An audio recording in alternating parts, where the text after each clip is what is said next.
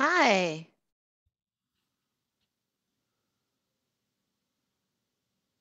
Aha, good. Hi there. Good. Hi, everybody.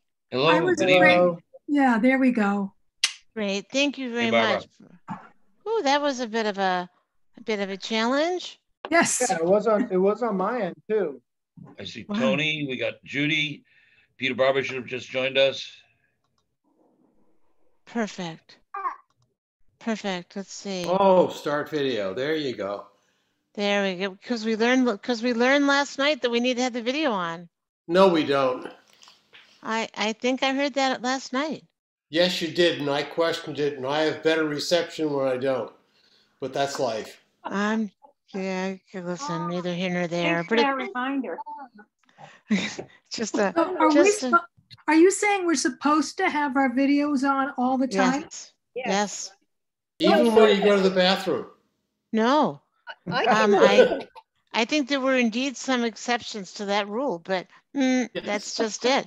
I asked the question, Judy.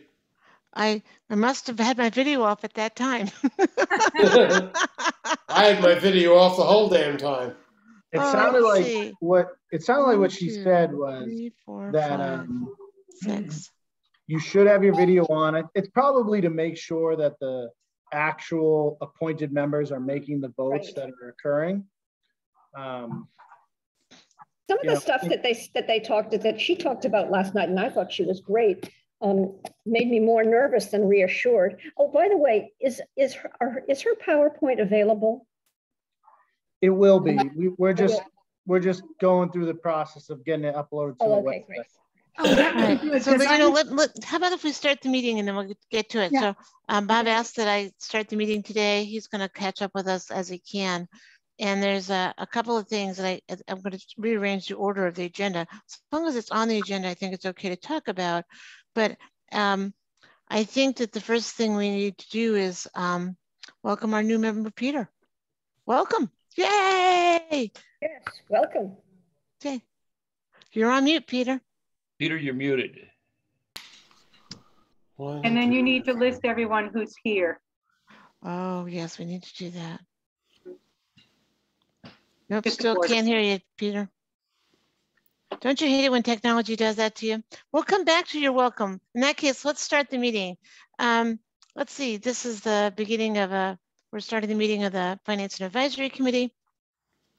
All those in attendance, we have Dan and Barbara and Deborah and DeWitt and Peter and Dana from the committee, and from town we have Tony and Allison.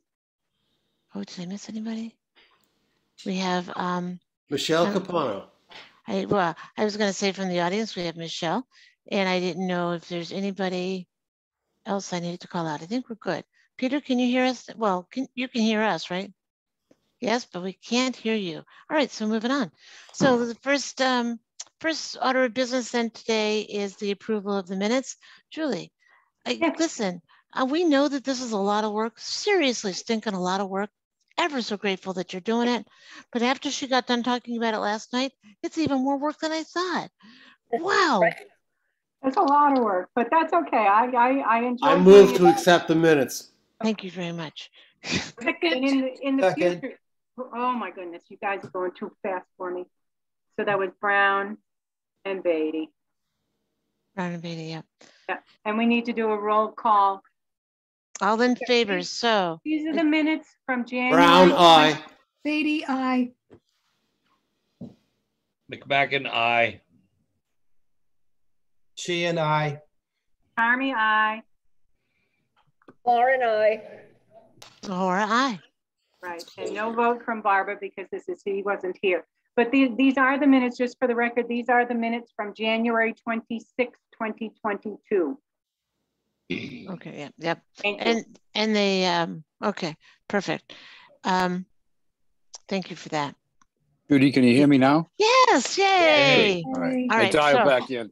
So what I wanted to say is thank you for welcoming me. I did receive an email from Diane today. I have not been sworn in. So I can't like take any official votes or Yes, you do can. any official action. I can? I don't think so. I don't think so. Well, What makes you think he can? Because we want him to. yeah, but Really want him. Yeah. I mean, it's my first meeting. It's not like I'm going to make any big decisions anyways, but I will try and get down to town hall tomorrow and get sworn in. And All right. look forward to your comments, Peter, though, on any votes. So please share your opinion. Yep. Oh, I'm All very right. opinionated, as you'll find out. Thank you. Well, welcome. Very happy that you're here. Thank so you. Does that fill out the slate? Yes. 1, 2, 3, 4, 5. Yes, Vanderslice is absent at the moment. Oh, right. So it's 1, 2, 3, 4. Perfect. We haven't had a full house in a long time. Perfect. Thank you for that. All right. And so the next step is an update from Tony and Allison regarding the budget and warrant status and timeline. Unless you want to do the reserve fund transfer, why don't we do that first? Oh, and do remember that we were gonna have Peter say a little bit about himself. Well, I had forgotten. So Peter, say a little bit about yourself. All right. Pete Barber, I live on at 22 Emerald Road. It's the Pink House.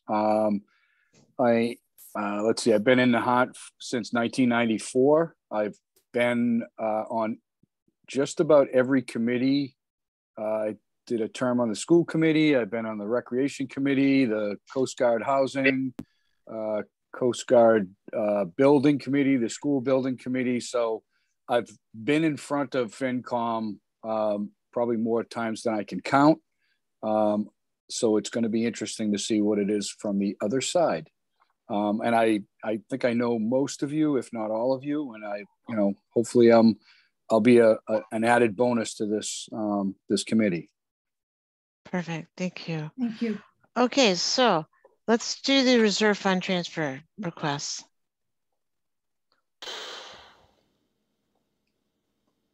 Allison? Tony? Yeah, I think Tony was going to talk about it. I don't know where he just went. Sorry. There he is. I was changing venues. Venues. What did you want me to talk about? The reserve fund transfer. Oh, yes. Okay. So I didn't Allison think about sent them the over last to you meeting. guys. Allison had sent them over to you guys in email for Dan and Peter. Every year, the town, as part of its omnibus budget, votes a reserve fund that is controlled by the FinCom. And the usage of those funds is pretty limited to emergency, unexpected expenses. And in order to access those funds, it requires a vote of the FinCom. So we have, I don't think we've pulled any money from the reserve fund yet this year. And Allison, could you remind us what the starting balance is of the FinCom, of the reserve fund? Yep, 250,000. Okay. And a little bit more background. I think if you reverse time a few years back, it was in the 100,000 range, somewhere in there. And in the last couple of years, we've increased it, especially because it's been so volatile with COVID and unexpected, revenues and unexpected expenses. We've increased the reserve fund to kind of give us that safety blanket of unknown, what's going to happen this year with COVID and that sort of thing. So I think the year prior to this, it was more than 250,000. And then we got, that COVID money, ARPA money. So we felt we could bring it down, and 250 is what was agreed upon for last year's, for the current fiscal year budget. So today we are in front of you guys for a couple different unexpected expenses I could start with the 18,500 reserve fund request. That's the electricity. Yeah. So the town, we became a green community a few years back. The Green Communities Program provides municipalities funding for energy efficiency upgrades. The first big expense we used that funding for was our street light purchase and conversion to LEDs. And the second big grant that we got through that program was for internal conversion of lights to LEDs. The town has gone through that. Are we closed out on that grant, Allison? I know we were, in the last couple of weeks, we've been closing that grant out. Yes, we will. We're putting in the last invoices this week. So the reason we're doing that is because you have to close out one grant before you can apply for the next. And our intention is to apply again for another grant to do phase 2 of the internal LED conversion, mainly at the school. The school has already received a good amount of lighting conversion already through phase 1. But through that project, we discovered a number of electrical issues at many different public buildings. A lot of code issues, a lot of issues that were fire hazards, things that were very alarming, and we couldn't just, change the lights out and turn away from. So we had them fix those problems. It was a matter of like lighting in the town hall that didn't have proper suspension or proper junction boxes, extension cords in the ceiling, like really bad electrical issues. At some of our other buildings, like the police station, knob and tube wiring that wasn't up to code. So a number of code electrical issues that needed to be upgraded regardless of the grant, but because of the grant, they were discovered. So we had those things fixed, and we're coming to you for the cost of those corrections at a total of $18,500. So I have a couple of questions, Tony. And so frankly, $18,500 doesn't sound like as much considering all the work that you were talking about, but I don't understand. Certainly I understand the knob and well, that just happens, but there's the corrections, the things that you found that were wrong. I don't understand how that could be if we're taking care of our own maintenance. So, a lot of the stuff like the knob and tube, is what it is, but in the town hall, these lighting fixtures, when they were put in place, they weren't done the right way. And those, that's like something that we would have never even noted. They're above the ceiling. So it's not something that we would have ever encountered. A lot of like the maintenance and assessment work that we've done in the recent years has been mostly like envelope work, roof work, masonry work, but the electrical issues within the buildings, and especially the town hall, are alarming. The work that this $18,500 is paying for doesn't fix every issue that exists in the town hall.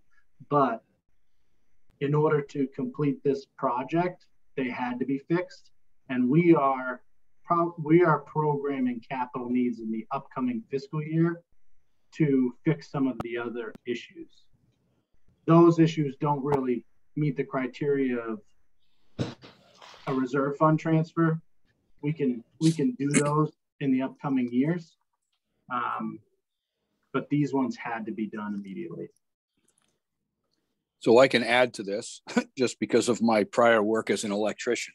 So there are code issues, and then there are code safety issues. I think what this 18,500 is probably code safety issues. So the code changes Literally every 3 years, there's a new code that comes out and electricians get trained on the new codes.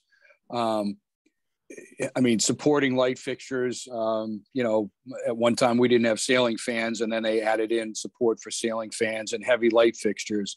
That probably came into existence, you know, in the early 80s when I, you know, was doing electrical work or got my license. So I think that, you know, as code changes, there are things that you're grandfathered in. It's knob and tubing is actually one of the newer things that they basically want you to get rid of.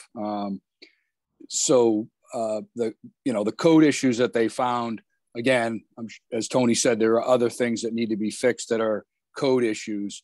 But when it comes to safety, you know, a ceiling fixture could fall because it's not supported correctly.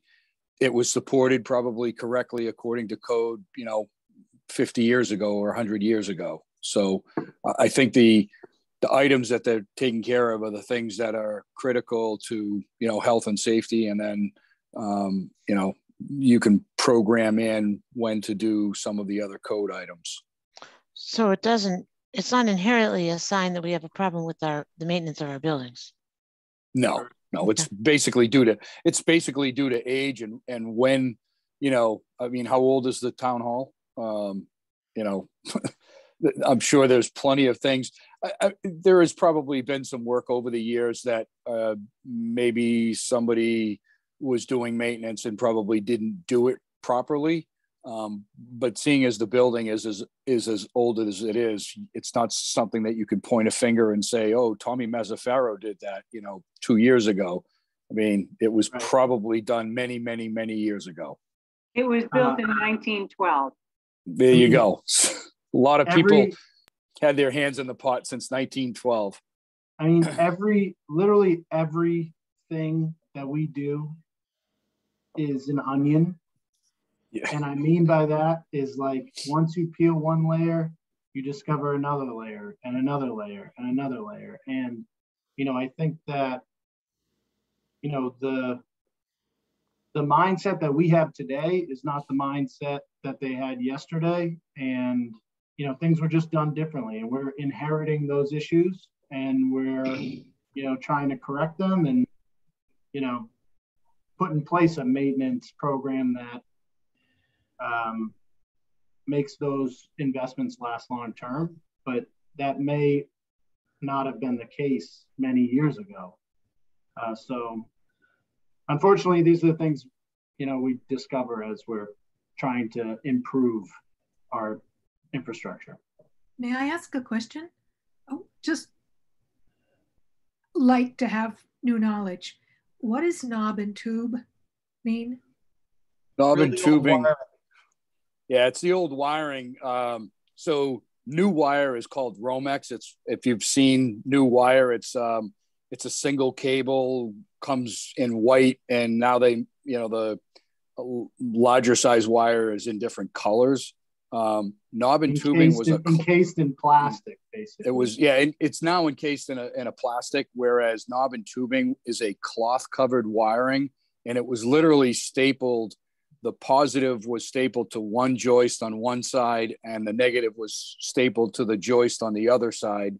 And it rode on these little porcelain knobs, so that's where it kind of gets its name from. You don't want to find it in your house. It doesn't sound very safe. It's everybody's funny. House had it. Everybody's house had it, and the funny thing is, as somebody who understands electricity, to me, I think it's almost safer than the newer wire. The newer wire is all bundled together, and if you hang in a picture and you kind of put a nail through the new wire, you're going to get a short and possibly electrocuted. Whereas the old wires were separated by, 12 inches. So it was really difficult to short it out, but that's just my opinion. Very interesting. Thank you. Yeah, plus it's been there for 100 years. So, Right. It's dry and brittle. Think of the look of Frankenstein's laboratory. Yes, that was exactly. Not into Warren. Exactly. So do you need us then, Tony, to do we approve each of these? Yeah, thank you. Do we approve each of these individually, or do we do them in bulk? Excuse me, I have two questions, please. Just let me get the answer to this one first. You can, it's your preference. I would say, do them individually. All right, Dana.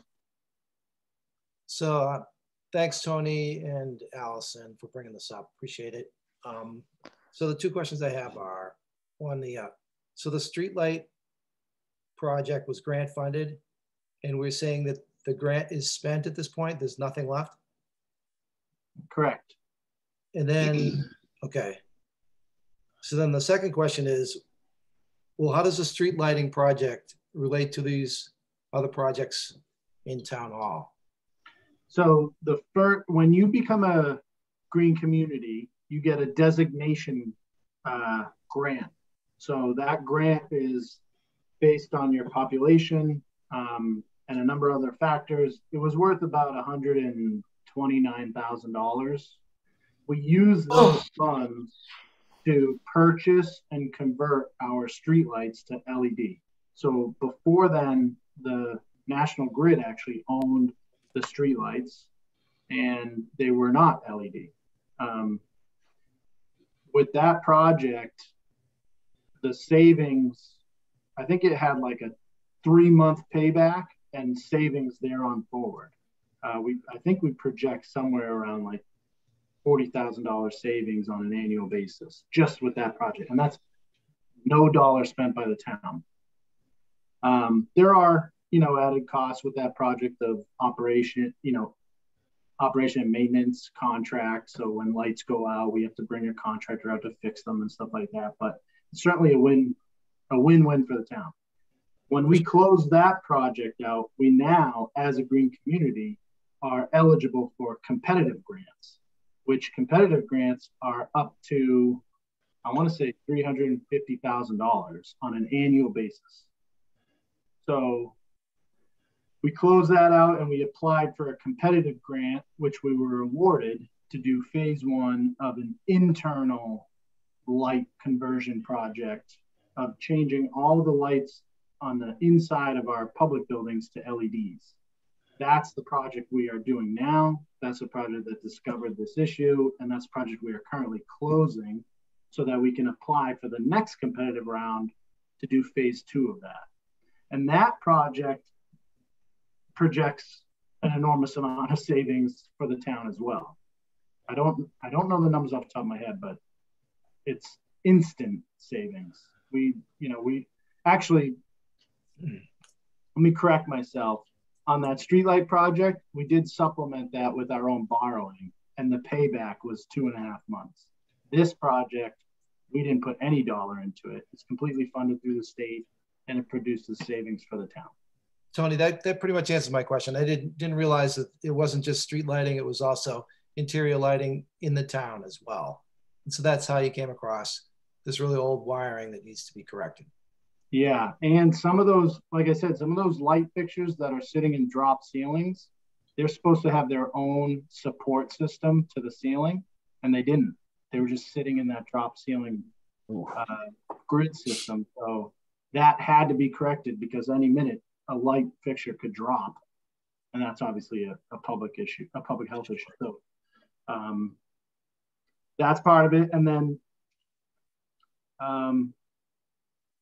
I guess I'll just, as a point, that while we're on this subject, there are historical light fixtures in the town hall that we kept out of this project that we're applying for CPC funds for, because the main hall, those light fixtures, need to be upgraded to more of a historical characteristic, which was outreached the extent of this grant. So you'll see that in the upcoming months if the CPC approves it. Thank you. I'd like to raise a quick question. The question I have is for Tony. As we look on a broad brush, are you aware of any other issues that are percolating in the town that are likely to result in a request for funding from the rainy day fund that you're aware of now?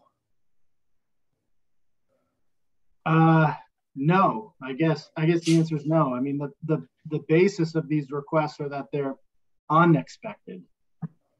You know, so if it's something that I'm aware of, I have to be planning for in the upcoming budget. Thanks. You're welcome.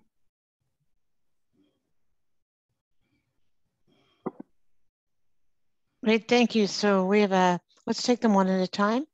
Can I make a motion to transfer $18,500 from the rainy day fund to fund the number this 18.5. 18.5, yeah, 18 and a half, I said. I second it. Great, we have a motion, a second. Any extra questions? Hearing none, roll call vote. Beatty, aye. Brown eye. McCracken? Aye. Tommy, aye. Warren?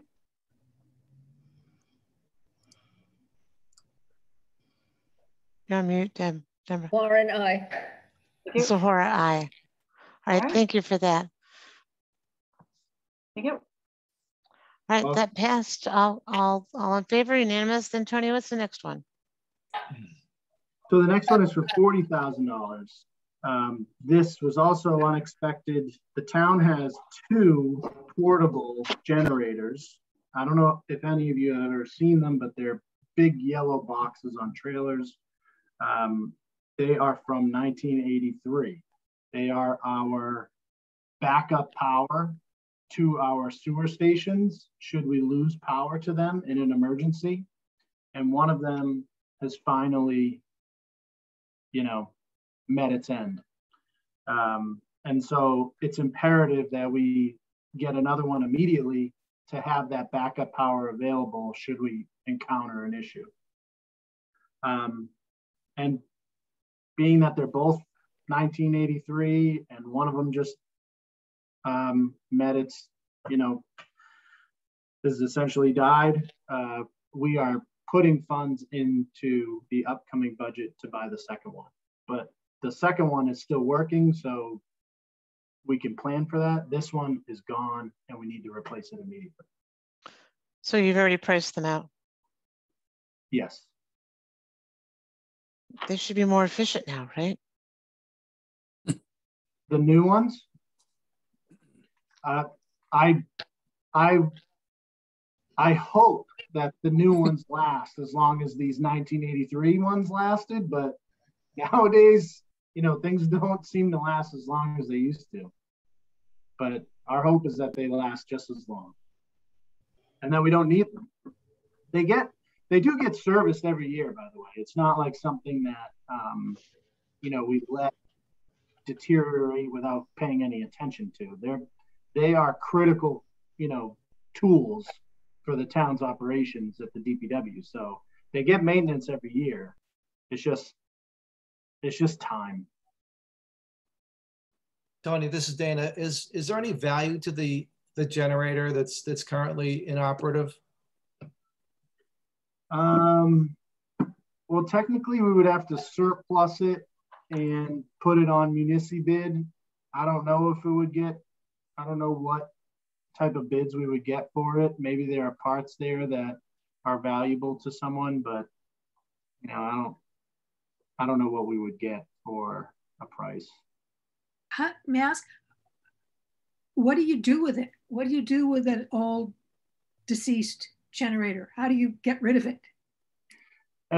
So in the town, any property that the town seeks to get rid of, I mean, that goes down to a desk chair. We're required under Chapter 30B to declare it as surplus and upload it to the state's municipal bid computer, I don't know, internet, I don't know what to call it. It's called municibid or combis. Allison, help me out if you know the phrase. I'm not really sure what you're trying to say, but it's just like it's a state website that's used for surplus equipment for municipalities. But if this is no longer functional, I mean, I'm thinking about, you know, the problems of when we have to get rid of a battery or something, and you're not supposed to put it in the recycle. You're not supposed to just put it in the trash.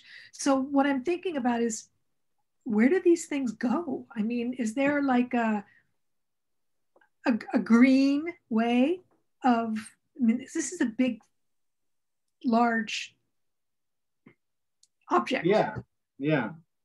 I guess if I mean, certainly if nobody bid on it, we would have to post it on to Combis as a non-functional generator. And if nobody bid on it, we'd have to figure out a way to recycle it or throw it away in a, you know, whatever way is possible. I'm not sure what we would actually do with it. We'd have to pay for somebody to come, you know, the way you do like with junk. Would we have to pay for somebody to come get it and take it to some safe landfill or something? I mean, I'm just, could there be another, I'm not sure. I'll be more FinCom. No. Could there be another cost involved in how we? No, Barbara, that has a lot of scrap value. It's full of copper. Oh. It's got a copper winding in it that's worth real money just as scrap metal.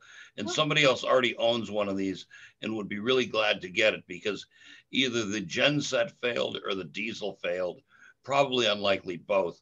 So somebody wants it for the other thing. Plus it's on a serviceable trailer. So this is worth probably hundreds, if not thousands for scrap. Ooh, that's good. Thank you. That's it's good just to know. what for our purpose, it needs to be reliable. For someone else, it might not need to be reliable, so they can use it for parts. We so keeping that in, go ahead. Go ahead. Sorry. I was just going to say, are we going to keep this one for spare parts until the other one, we buy the other one new and then scrap them both together? Yeah, we probably wouldn't put it up for surplus until next fiscal year when the second, you know, when we purchase the second one. And then put them both up for bid. All right, well, this isn't something that we're gonna have to put a house around, right? Do we have to put a house? No. Do we need to build a building to house our generators? Is this then one generator too many? I mean, what happens? Is there, no, I mean, to Barbara's very real question, is there additional cost for us to consider? No, okay. There aren't. I mean, of course, it'd be great to have a garage to put all these things in, but they're built for outdoors. So it's on a trailer. It's fine. All right, thank you. Well, can we have a motion and a second on this one? Motion to transfer from reserve funds $13,771.38. No. 40,000. It's this one's 40,000. Oh, am I reading the wrong thing? Yeah. Present balance. Oh, that might be it. Is that an error, Allison? The present balance instead of appropriation? Oh, so there is a small balance, but those funds are already intended to be used for something else. So this is an unexpected cost that would exceed that. Oh, so this 40,000 is going into that account, that appropriation which is 60, that has 440, 520, yeah.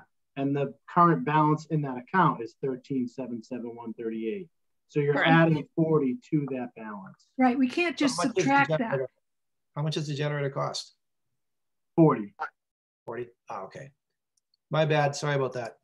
Motion to transfer reserve funds of $40,000 to cover the cost of purchasing a new generator. I second that. All right, motion and second. Any questions? Hearing none, roll call vote, please. Beatty, aye. Brown eye. She and I. Aye. McMack and I. Carmy, aye. Did we get Warren? I think I heard her. All right, so Zahora, aye. Okay, thank you. Okay, So these signed off by the chair.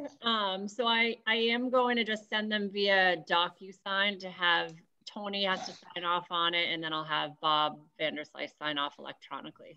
So. Perfect. Thank you very much. Is that the last of the reserve transfers? Yes. Perfect. Thank you very much. Okay, so let's see. Then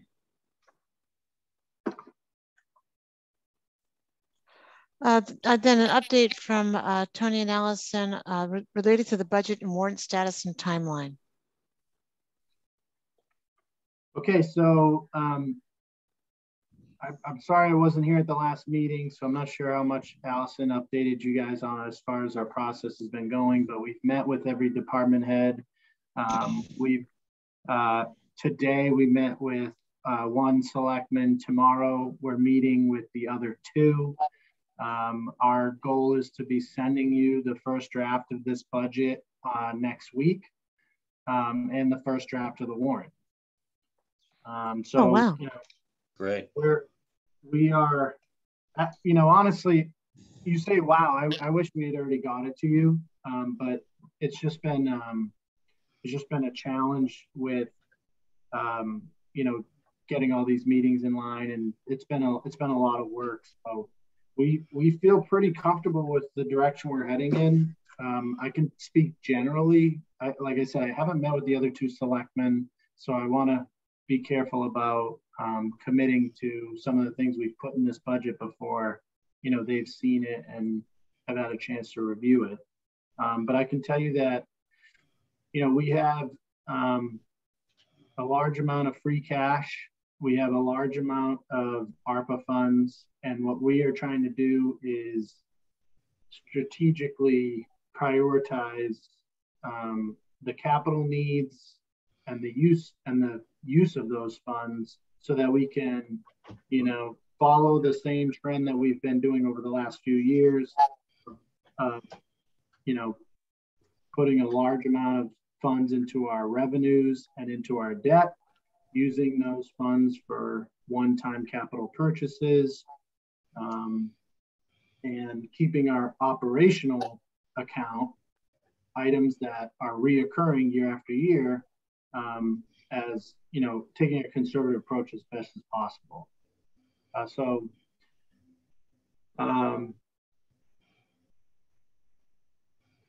Like I said, we'll have that for you next week.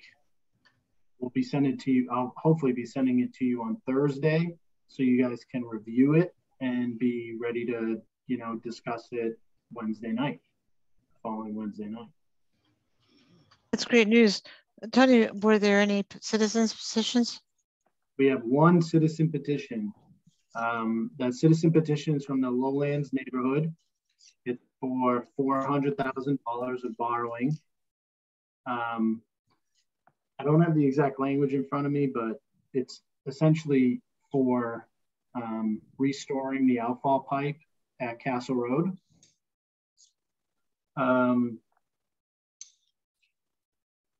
It's going to be an interesting conversation how we pursue this one. We are, you know, at this point, the language in that petition is pretty narrow, so it doesn't give the town much flexibility.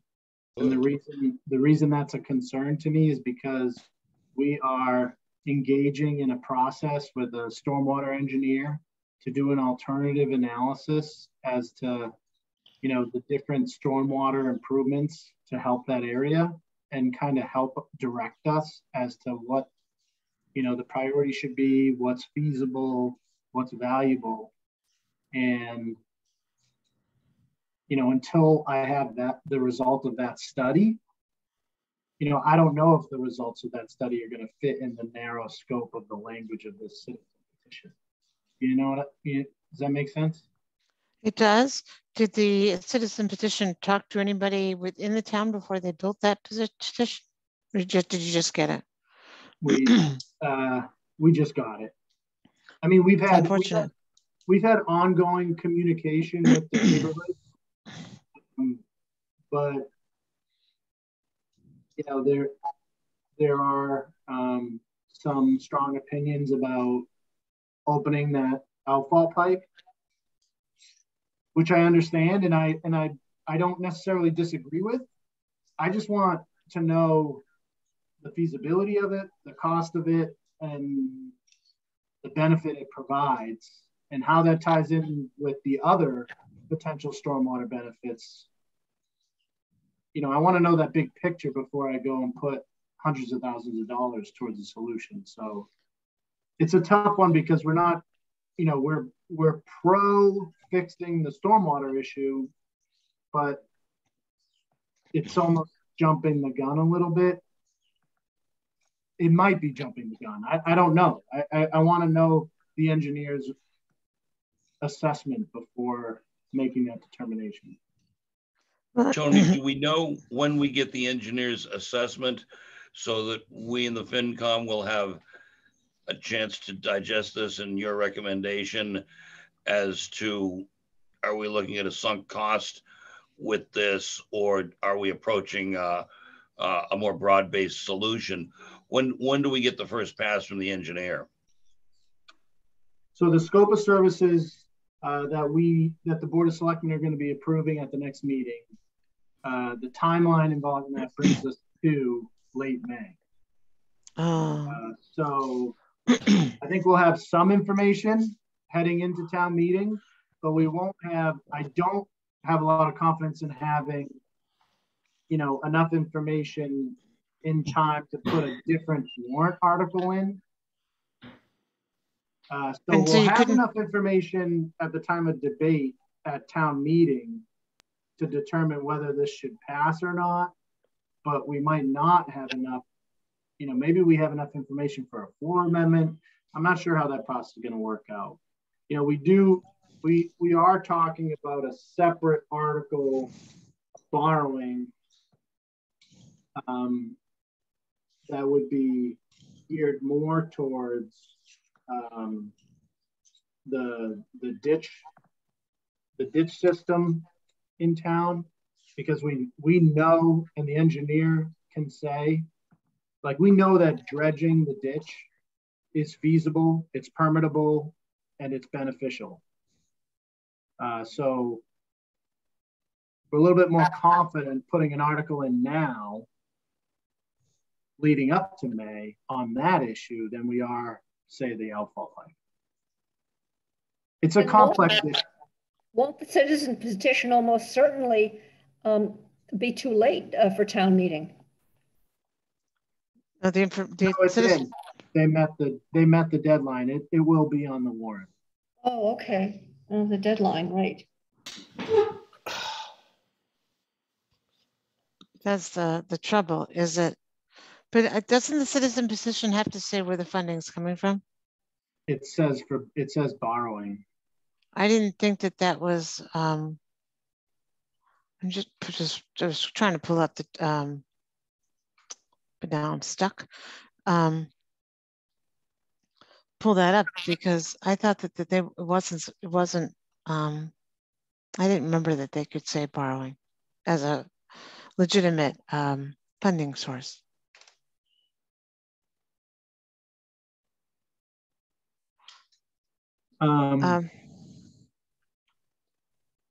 It's tricky. Certainly, you know, citizen petitions, they only take like 25 signatures, and, you know, for large sum borrowings, it's tough, to be honest. It's tough.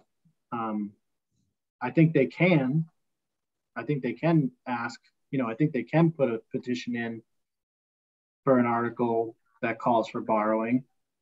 It's just a tough road, you know, because it's such a large sum, and we'll have to see how it goes. We're gonna work on it as we approach the town meeting.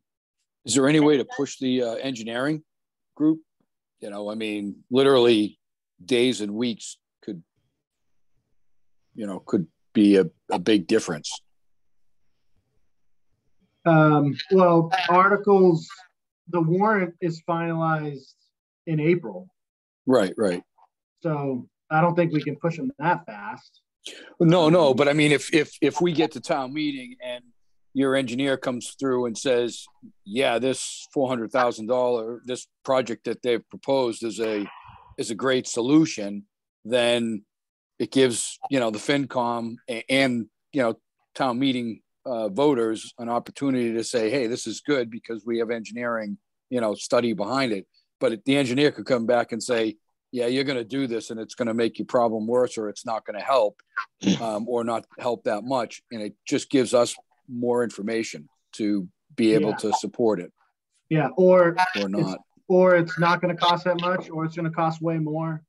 Right. But yeah, we're certainly going to push for that info ahead of town meeting. Okay. But yeah, that's the only citizen petition. Okay. That's a good thing. Yeah, terrific. The other thing I can, we talked a little bit months ago, but it's new to Peter and new to Dan. We have a placeholder in there for a large sewer borrowing once again. We've applied for SRF authorization for I think it's like 9.7 million. And we were approved after our last town meeting for an additional 2 something. So this article would authorize a total of about $12 million through the SRF program. Now, again, that's not, that's just authorization to borrow. It functions as a long-term low interest loan in the form of kind of like a construction loan. So you only use it as you get projects done. But if we get the authorization, which we should hear in the next month, it's worth going to the town meeting to have the town authorized to take advantage of that authorization. And then we can, long-term plan under that authority. So that's Tony, definitely going to be a big article. Tony, you're talking about sanitary sewer, not the rainwater that accumulates in the lowlands. Two separate projects. Correct. So I'll just recap as briefly as possible. In 2018, the town was authorized to borrow for a little bit over $4 million. It was not through the grant program, the SRF program. It was just a town borrow. Then we got approved through the SRF program.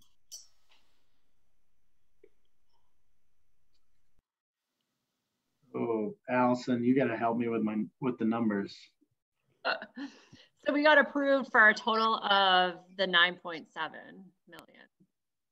Right, but I'm just trying to go through the town meetings. We went to special town meeting in September, not special. It was the annual town meeting in September of 2020 that was postponed from May because of COVID. And it was like 3-something million. And then we went to special town meeting last year for the remainder of that. Yeah, hold on. Let me pull up my spreadsheet. It came to something like $8 million because that was you had $20 million coming down the pike at you, and you chipped off $8 million through that action. So that left you with $12 million.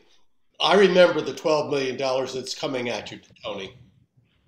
Essentially, the job that we're doing now on the Linway, we were going to pay for that mostly through SRF, which we have approved by the town, been approved for by the town and through the SRF program, and use some of that original $4 million borrowing from 2018.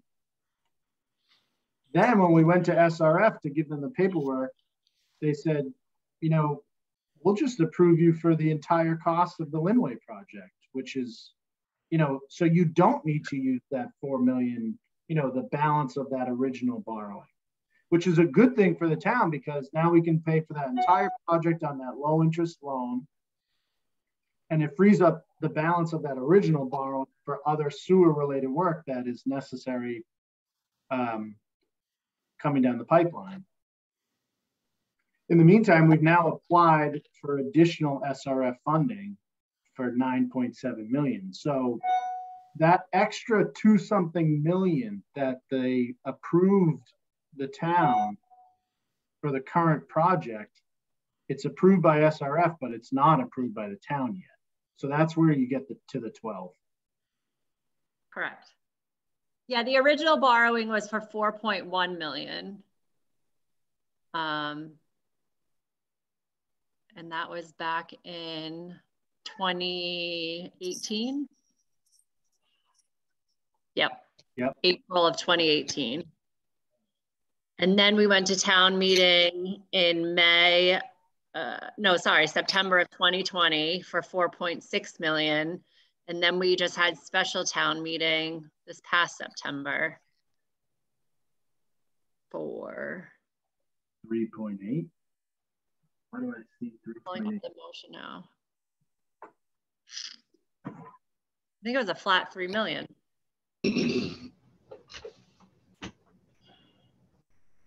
Well, I'll be at our next meeting. I promise to be more prepared to fill you guys in on this one, because it is a big issue. But yes, it was 3 million in last September. Right, for a total of 10.6 is what these notes say, right? Yes, but we already used the part of the original 4.1 million borrowing on sewer work prior to the current Linway project. So part of that was already spent. Okay. I'll make sure that, our message on this is clear, and, that people can digest it, because it's with all these different borrowings and the different authorizations required by the town and SRF, and the capital plan that it's backed upon. We'll just have to figure out a nice, easy way to explain it. A little table would be very helpful. Yeah. The year we both borrowed, the year we planned, because I'm lost. And every time, so I've been on this board for, I don't know, now a lot longer than I imagined. And every year we're borrowing money for the sewer. And at some point we should be done, right? Some point we should be done. I hope so, Judy. History. It's the history that we trail with us that seems to me so complex. Yeah. Gosh. The reason, the SRF program just recently, because of the American Recovery Act, just got a ton of money into it. So the federal government sent down a ton of COVID money. It's programmed through the SRF program, which is long-term, low-interest loan.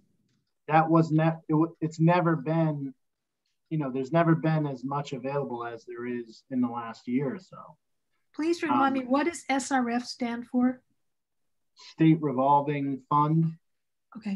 But it's specific under the Clean Water Trust, which is maintained by the DEP, Department of Environmental Protection. Thank you. So certainly, it's a better program. It's similar to, like, on the water side, we utilize the MWRA low interest loan program. We get better interest rates through those programs than if we were to borrow on our own. And the town has millions and millions of dollars worth of sewer work that's needed.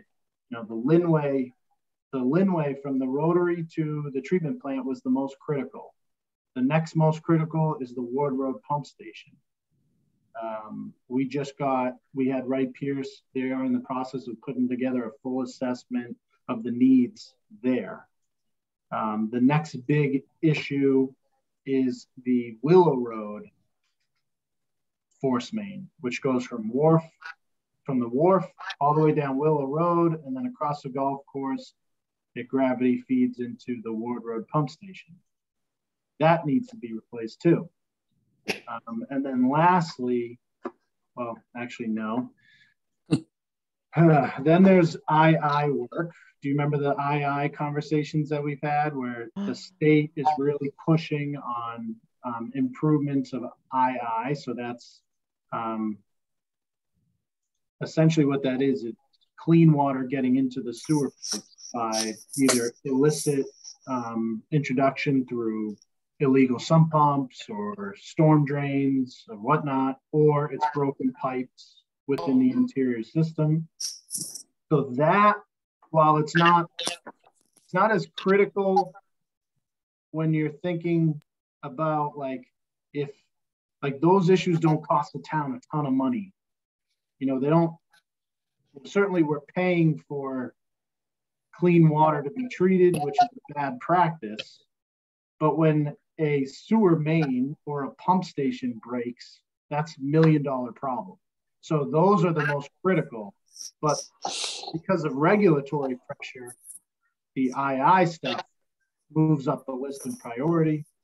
And then lastly, the force main from Ward Road Pump Station to the Rotary is in pretty good shape, but over like the next 10 years is going to need to be, you know, on our capital plan. So that one's in pretty good shape. Like I said, I think that's the least of our worries, knock on wood. The Ward Road Pump Station needs a tremendous amount of work, and the Willow Road force main, you know, are our next two biggest issues. You know, Tony, I think Judy is right. It would be very helpful to have a chart that shows both, which you and Allison could work on, that shows both the history of all the different borrowings. So we have a sense of what happened there. But I think it might also be helpful to have a chart that shows these various types of sewer projects. And I know they're different types depending upon in and out and all that kind of stuff and what kind of water and so on. But it would be helpful to have a chart of all of this because we have talked about it a lot, but it would be great just to be able to have that, a place to look and say, okay, this to do, this to do. See what I'm trying to say? Yep, so we have that second part in our capital plan, but we got to create the first part for the storyline. So we'll work on that. We'll make sure that we're obviously, you know, we'll make sure we're prepared to speak on this because it's going to be a hot topic. I think the key element here is, you know, it's authorization to borrow, but it doesn't mean that we're borrowing $12 million on July 1st. The way that this program works, it's like a construction loan. So like, for instance, right now we're doing the Linway job. As we spend money, we get reimbursed from the program. And then once the job is completed, it gets issued a long-term bond that we have to pay back. So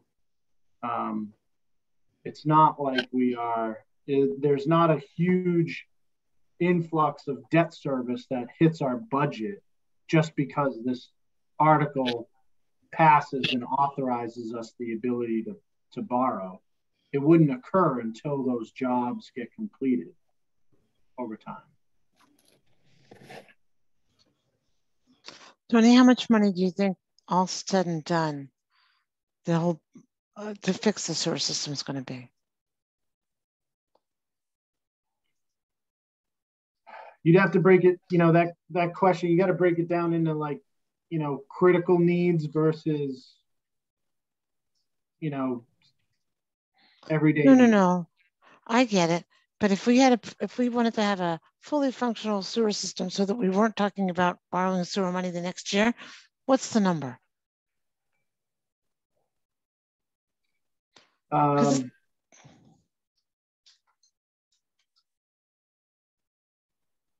I would say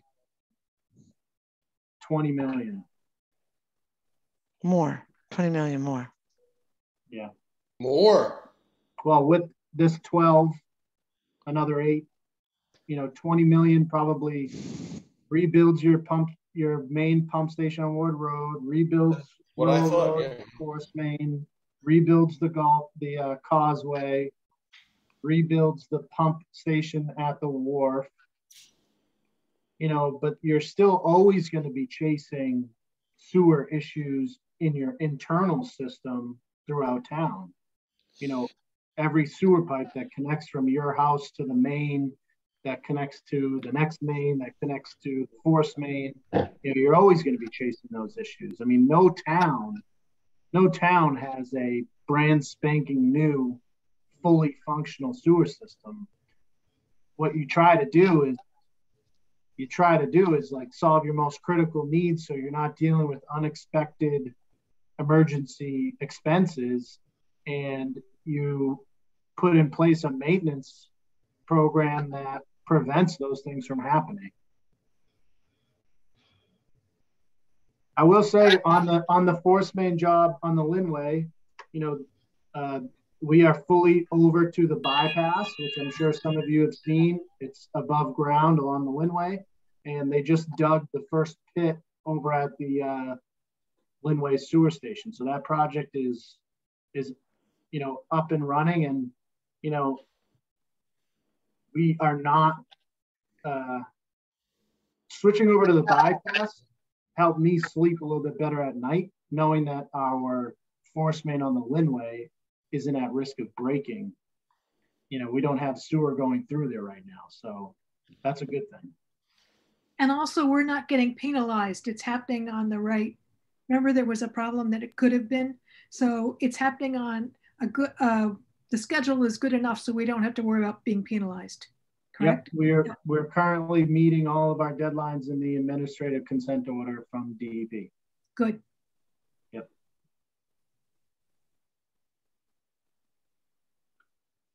Yeah. Great. Thank you very much for that.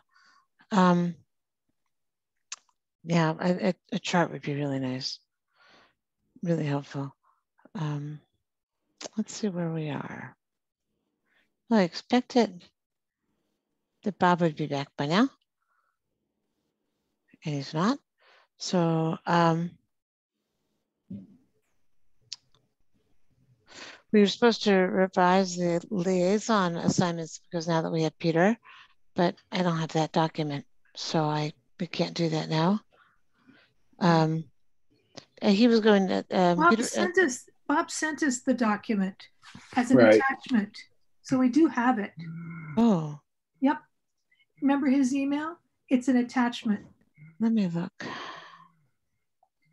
So we do have it. We have the schedule and we have the liaison assignments. Oh, let's see. He sent them to all of us. I can't see it. I know, but he sent it to you. You have it in your email as an attachment. Should I pull it up? Should somebody pull it up? Or I'm looking for it. Just a minute. I know. What's this one? Yes, I do have it. Yeah. Yeah. Or the old-fashioned way, we'll just hold it up to the light. That's my very favorite way. So let me move this out of the way. I don't know if I pulled it up or you pulled it up. This is my screen. Okay. So let me move this over here.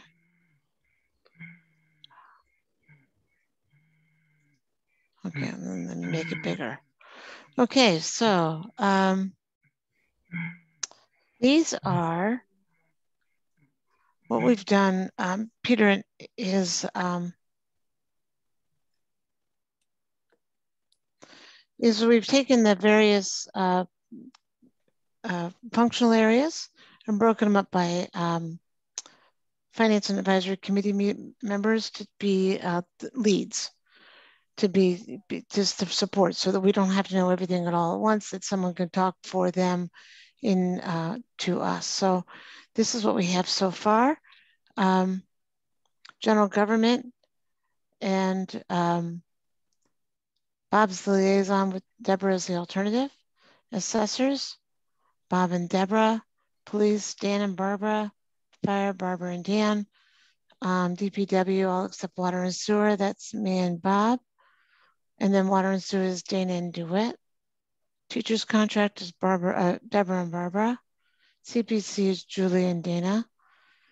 And then in-flight stuff is Julie, DeWitt, and Judy and Bob. Culture and Rec, Julie and Judy. Pandemic relief, Dana and DeWitt. And articles, affordable housing. We didn't pick that up. So all that said, is there something that's a particular passion of yours, Peter, that you want to be on? Well, I guess I got to learn the ropes first.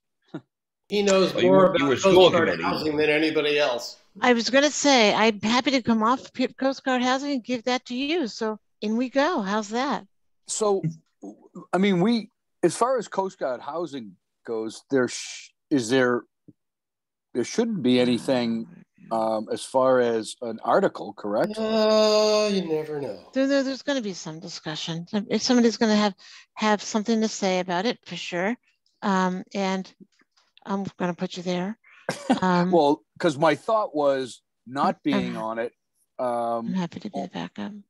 Only if there were, not to create a controversy. But I'm fine with that. Because what's going to happen this time, I think, Peter, I'm sorry, I'll let you speak. Yeah, go ahead. I think this time is there should be some sort of an update about where we are. We voted for it to happen at the town meeting. I think the town probably deserves some sort of an update as to where what's going on. Even if we put it in the book, cover letter. Just as a cover letter to say, this is going on. So I think you're closest of that to answer those questions. Okay, I can do that. Yep. All right, thank you. That said, is there any of these things that is a particular passion of yours? I mean, I would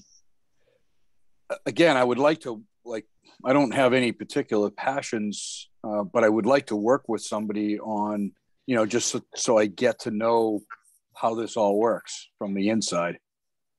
And I don't know if something is more difficult. I don't know if the general government section is difficult and Bob could use a hand, or, Well, you have expertise. You're a former school committee. Yeah. I mean, this place you can bring value. Yeah. Well, although Deborah and Barbara are pretty encased in that, so I don't know that they. No, that's okay. Yeah. Maybe you could be a second alternate on the general government. I like that. Yeah, I mean, I would, just so I could work with, like I said, it'll give me a kind of an overview of, how everything works and gets put together. Yeah, I certainly need that so we can be as two students. Okay. How about an alternate for DPW, Peter? Sure, I'll work with you, Judy, anytime.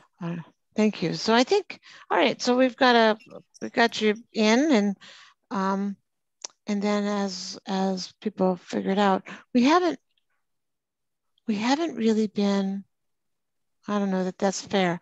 I know that the people assigned to the school committee are pretty involved with that.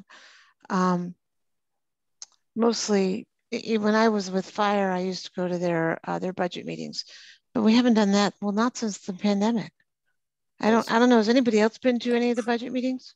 I've been zooming in on the CPC, and they're expecting around a 94% match possibly this year. Wow, that's terrific. So Lynn planned it out with anticipating a 60% match. So the budget is going to be increased from what she first thought it would be. That is so interesting because the budget was going down for so long. It's odd that it's gone back up. Yep. Not the budget, the match. I mean, to be fair. Right. That is so interesting. Could have something to do with all the extra monies that have come in due to COVID. Could do. Yep. All right. Well, I have a pet project.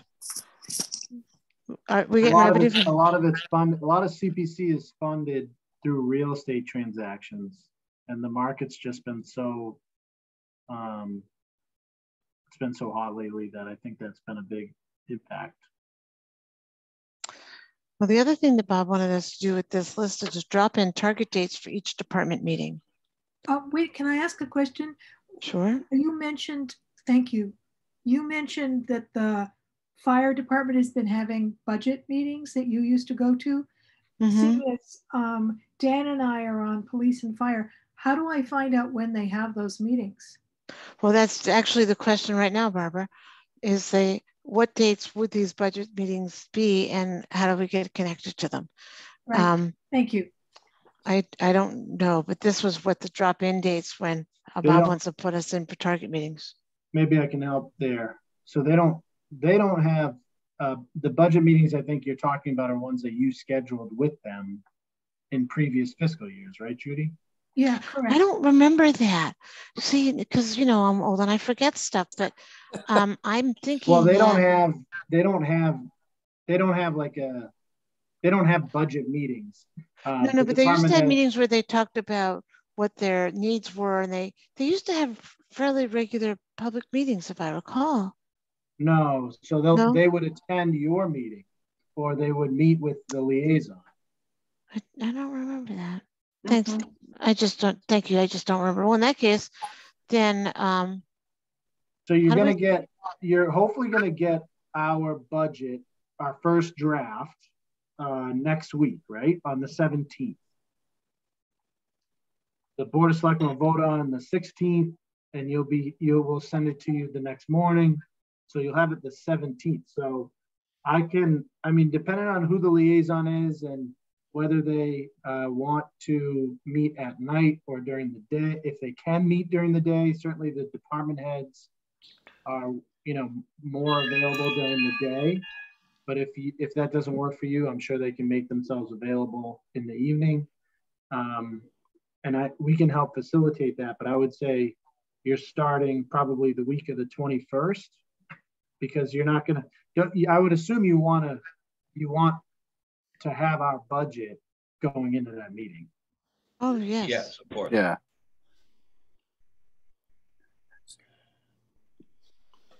So Tony, would we set up meetings so in the case of DPW, would we set up a meeting with you, Zach, Judy and myself? Right. Or more specifically, does your office help facilitate that by setting up those meetings? We can certainly help facilitate.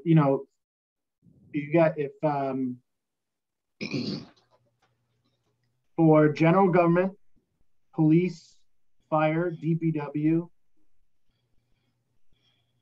for those liaisons, if you want to let me know like what days of the week, times of the day you prefer, I can then coordinate with the department heads of those particular departments and just by email schedule them. And if you're doing it as a liaison, you don't have to, post it as a public meeting. So it's a little bit easier to get scheduled and get done.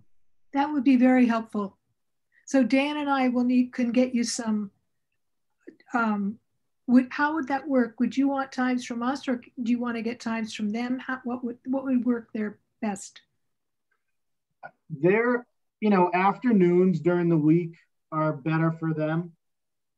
But like I said, they'll adjust to work around your schedule. So do you Dan, think the afternoon?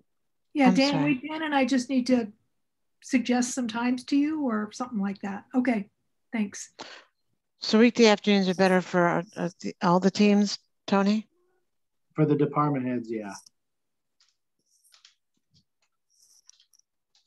So like assessors, I think, Bob and Deb, you should reach out to Sheila directly.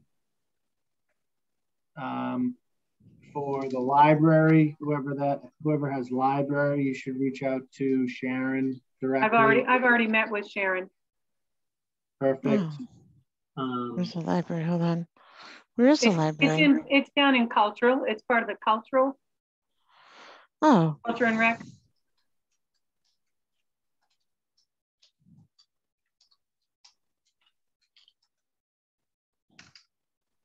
All right. So that's just the library. What about the others? That I meet with Tony on those. Recreation, we did that last year. Yeah. Yep. So I can reach out to you, Tony. Yep. Dana and DeWitt, if you guys want to let me know, just shoot me an email about when you want to talk about pandemic relief. Okay. For me, I mean, really, I'm more flexible than the department heads. I can pretty much make anything work. Okay. School. Tony Parentozzi, the superintendent. Right. Last year, I think we did it by Zoom, and he had a full PowerPoint, very detailed PowerPoint that was extremely obviously useful. But we're also, I think we met with him, and we also met with the school committee. And as I recall, we may have done those as two separate meetings. I don't remember. Does anyone else remember about that? Did he bring like a member of the committee? I think did you guys go to a school committee meeting? No, I think it was a Zoom. I'm sure it was a Zoom. Oh, was it like a Tuesday night, or was it just a? Well, Deborah and I have been going to the Tuesday night meetings. We're doing that. But then we had a separate meeting. And I'm quite sure that the school committee and Tony and Kevin were all at that separate meeting. And he prepared the PowerPoint for us. But we were all there together with John. I think that's how it worked. If he's going to bring the whole committee, then they have to post that as a public meeting. So I would just work with Tony to figure out, how he would prefer to do it. And if that's the case, then you're probably talking about a night meeting, because Yes, it was a night meeting. Yeah, because they it used to be that meeting just with Tony, who has this budget just about ready, if not ready, would be the simplest thing to do. Agreed. Barbara, for you and me, do you think? First, as a starter. Sure. But shouldn't Kevin be part of the meeting, the principal, or what do you think? He doesn't. No. He doesn't create the budget. No, I know he doesn't. Tony creates the budget. I would talk to Tony. I'd start with Tony. Yep. Okay.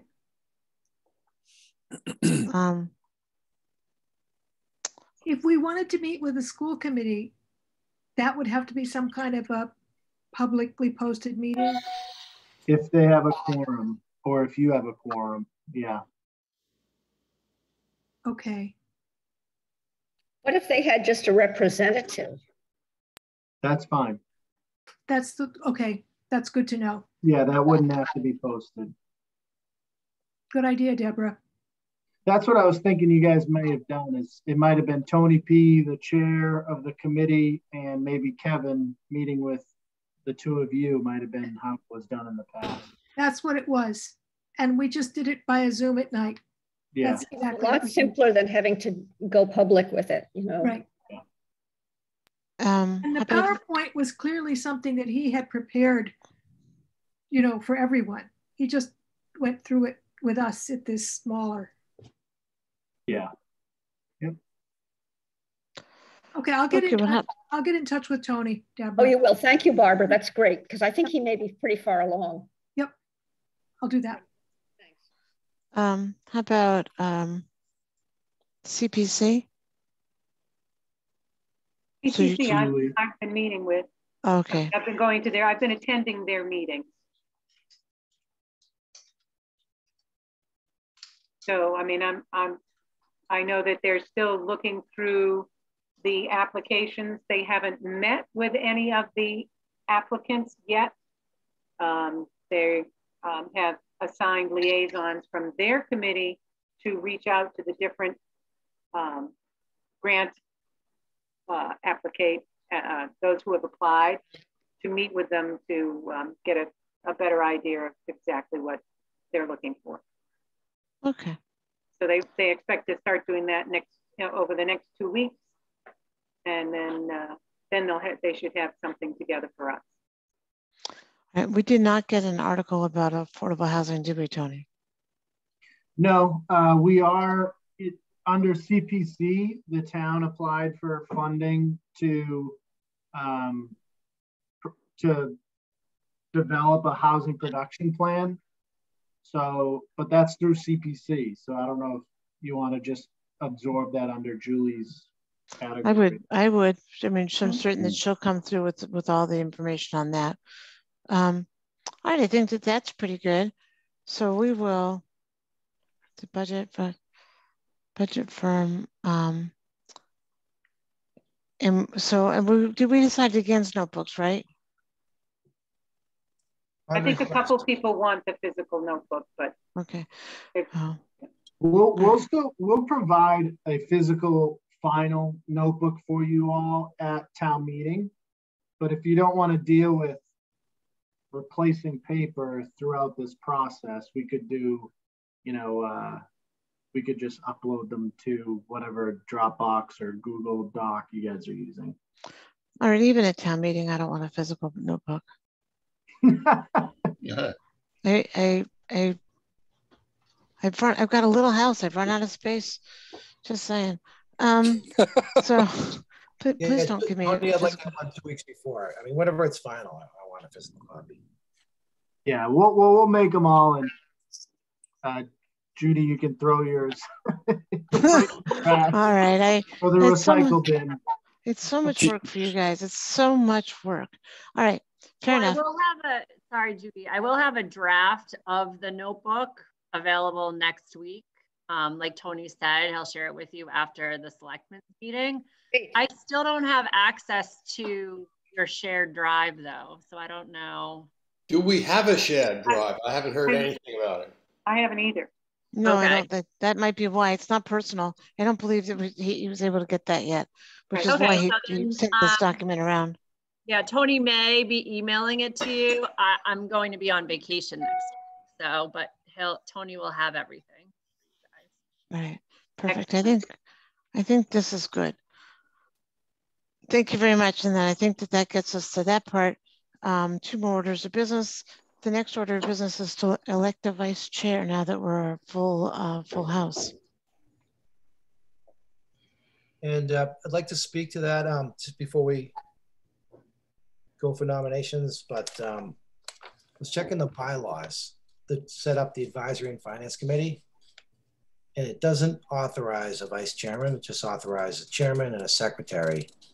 So we might want to consider asking the town council if that's allowable. Okay.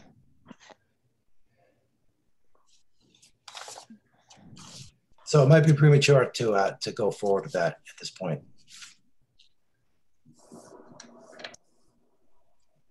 What does the rest of this team feel? I think it's an administrative task, and primarily circumstances where Bob is not available. Judy, you've been done a great job of running tonight's meeting. I think that's really what we're looking for, is someone who's going to chair the meeting in the event of the absence of the designated chair.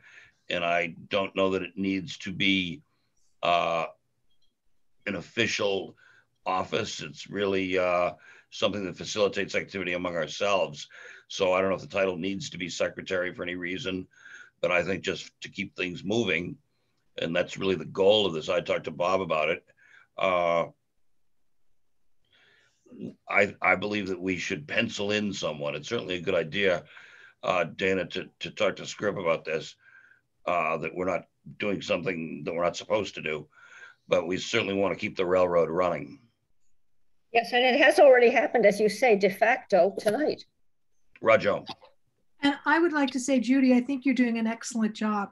So yes, if, I don't know whether, Dana, I'm just saying this in the spirit in which Dan, you spoke, but if you'd be willing, whatever that was you said, Dan, that was so nice and indefinite. I like that. But Judy, if you wanted to continue when we have the need, how's that? Well, I'm happy to step in if you need help, for sure. Thank you. That was exactly what I was hoping. Can we just leave it at that? Yes. What do you think, Dana? Yeah, it's just, it's just a matter of it's not in the bylaw. And it does say shall. It says the Advisory and Finance Committee shall promptly after the adjournment of the annual town meeting in each year meet, organize by the choice of a chairman and a secretary, who shall notify the town clerk of such choice. Last year we had a chair and a co-chair. That was also not in the bylaws, but at that point, both Bob and John didn't. Neither of them wanted it full time. I don't think that precludes. Excuse me. Go ahead. No, I'm set. Thanks, Deborah. I don't think that what you read, Dana, though I'm not sure it precludes our informal arrangement that Dan outlined. No, certainly not. Certainly not. No, I'm not objecting to that at all. Okay, well then the minutes show there'll be an informal arrangement, and if needs be, I'll step in and run a meeting. Thank you.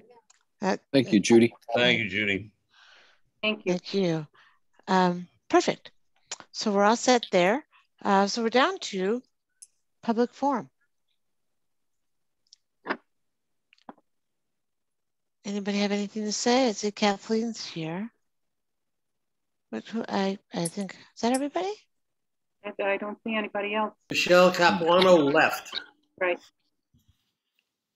And yet I thought we were so fascinating. What the heck? I moved to adjourn. All right, well, we have a motion and a second to adjourn. Hearing nothing from public forum, so thank you very much. All right, well then let's have a roll call. Beatty, aye. Brown eye. McMacken, aye. Army, aye.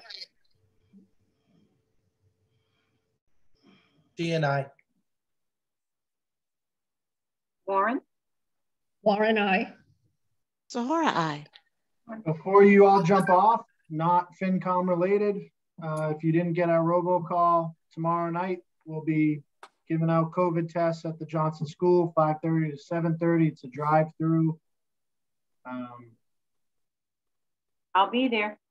Come swing Tony, through. Quick question on that. It said that, every member in your household will get one double kit. Yep. But could I come and pick up for the 4 members in my household? Yes, definitely. Yeah. I just have to have my ID. Yeah. Yep. Okay. Yeah, I'll scan your ID to make sure you're a Nahant resident. I better be. All right. Thank you, guys. Thank you, everybody. Have a great night. Have a great night. Next meeting is in 2 weeks. Yeah. Next meeting is 2 weeks. All right. All right. 2 weeks. Thank you much. It's Take a care. Good night, folks. Right? All right. Thank Bye-bye. you. Great job, Judy.